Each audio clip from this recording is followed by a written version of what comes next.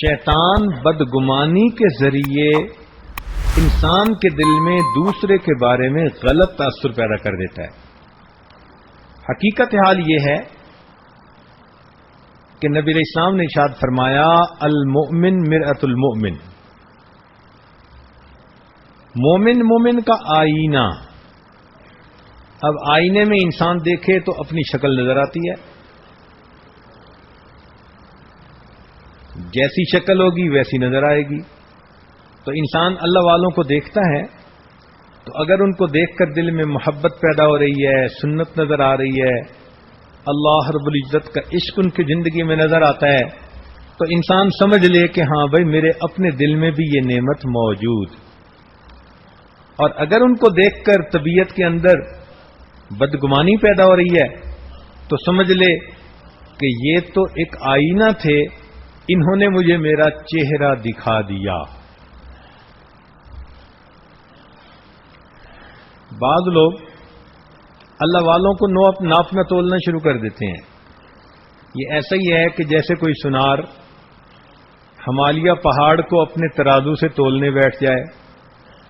بھئی ترازو تو تمہارا تولے مشکل سے ویٹ کر سکتا ہے، اور اس کے اوپر تم ہمالیہ پہاڑ کو تولنے بیٹھے تو کیا بنے گا؟ تو بجائے اس کے کہ انسان دوسروں کی ناپ تول کرے اور ان پر اعتراض کرے، انسان بدگمانی سے اللہ رب العزت کی پناہ مانگے۔ حضرت ثانوی رحمۃ اللہ علیہ نے لکھا ہے، ایک عورت اپنے بچے کی نیپی تبدیل کروا رہی تھی تو اس کی کہیں انگلی کے اوپر تھوڑی سی نجاست لگ گئی۔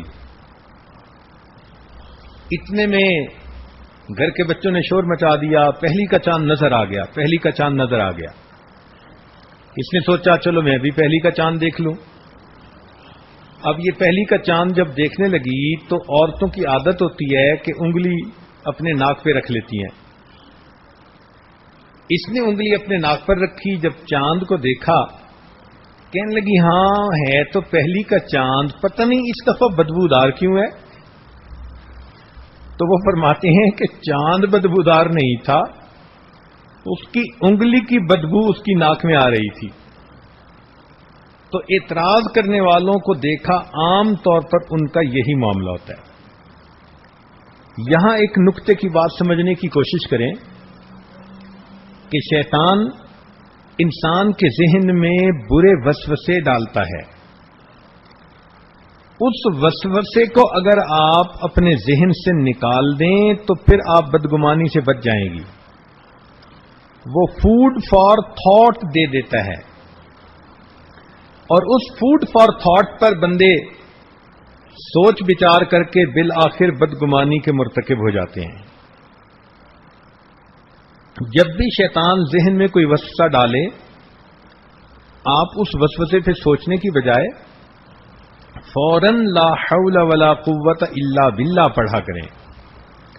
کسی کے بارے میں برے خیال ذہن میں آئیں، دیورانی جٹھانی کے بارے میں، ساس کے بارے میں، پڑوسن کے بارے میں، کسی کے بارے میں کوئی برا خیال ذہن میں آئے تو فوراً پڑھیں لا حول ولا قوت الا باللہ۔ اس خیال کو نہ سوچیں، نہ اس کی تصدیق کرنے کی کوشش کریں، اس لیے کہ شیطان بدگمانی کا مرتکب کروا کر آپ کو خیر سے محروم کر دے گا۔ ابن عربی رحمۃ اللہ علیہ فرماتے ہیں کہ میری ایک مرتبہ شیطان سے ملاقات ہوئی تو مجھے کہنے لگا کہ ابن عربی بڑے عالم ہو۔ میں نے کہا ہاں۔ کہنے لگا میرے ساتھ آج مناظرہ کر لو۔ تو میں نے کہا میں ہرگز نہیں کروں گا۔ کہنے لگا کیوں؟ اس نے کہا کہ اللہ تعالیٰ نے مجھے تیرے لیے ایک ڈنڈا دیا ہے جس کا نام ہے لا حول ولا قوت الا باللہ۔ وہ بدتمیز، میں یہ ڈنڈا استعمال کر کے تجھے یہاں سے دور بھگا دوں گا، مجھے تجھ سے بحث میں پڑنے کی ضرورت ہی نہیں۔ اور واقعی اگر وہ بحث میں پڑ جاتے تو شیطان ان کی دلیلوں کو توڑ کر ان کو شاید کسی برے پوائنٹ کے اوپر لے آتا. کہتے ہیں کہ امام راضی رحمت اللہ علیہ کی بیعت تھی، کسی بزرگ تھے، انہوں نے اللہ رب العزت کے وجود کے بارے میں 100 دلائل تھے.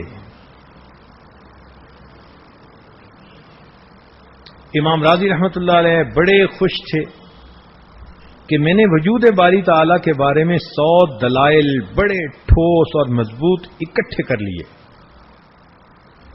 ایک مرتبہ شیطان سے ملاقات ہو گئی.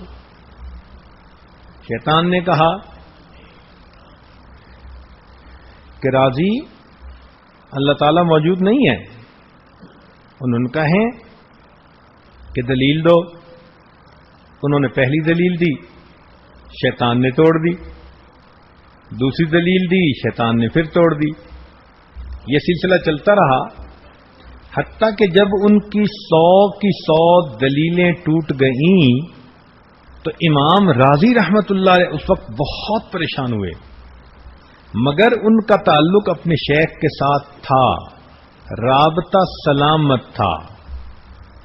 کہتے ہیں کہ اس وقت ان کی آنکھوں کے سامنے شیخ کی شکل نظر آئی اور شیخ بڑے جلال میں تھے اور وہ کہہ رہے تھے کہ راضی تم اس مردود کو کیا دلیلیں دینے میں لگے ہو، تم اس کو یہ کہو کہ میں بغیر دلیل کے اپنے رب کی ذات کو مانتا ہوں. چنانچہ جب امام راضی رحمت اللہ نے یہ کہا کہ میں بغیر دلیل کے اللہ کے وجود پر ایمان رکھتا ہوں، اس کو شیطان نہ توڑ سکا. امام راضی رحمت اللہ علیہ کا ایمان محفوظ ہو گیا.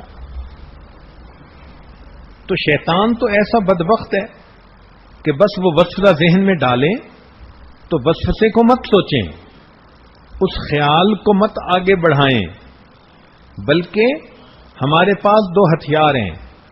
ایک ہتھیار لا حول ولا قوت الا باللہ اور دوسرا ہتھیار اعوذ باللہ من الشیطان الرجیم. کچھ بھی پڑھ لیں ان دونوں میں سے، اسی وقت شیطان بھاگتا ہے، دور چلا جاتا ہے اور اللہ تعالیٰ اس بندے کی شیطان کے وسوسے سے حفاظت فرما دیتا. چند صحابہ نبی علیہ السلام کی خدمت میں آئے، اے اللہ کے پیارے حبیب صلی اللہ علیہ وسلم، بسا اوقات ہمارے دل میں ایسے خیال آ جاتے ہیں کہ جی چاہتا ہے کہ ہم پھانسی پہ لٹک جاتے، آگ میں پڑ جاتے. یہ زیادہ بہتر تھا بنسبت اس کے کہ ایسے خیال ہمارے ذہنوں میں آئیں. تو نبی علیہ السلام نے فرمایا کہ یہ تمہارے ایمان کی علامت ہے. جب بھی برا خیال آئے اور بندہ اس کو ناپسند کرے تو یہ علامت ہے کہ واقعی اللہ اس بندے کے دل میں ایمان کو بھر دیا ہے.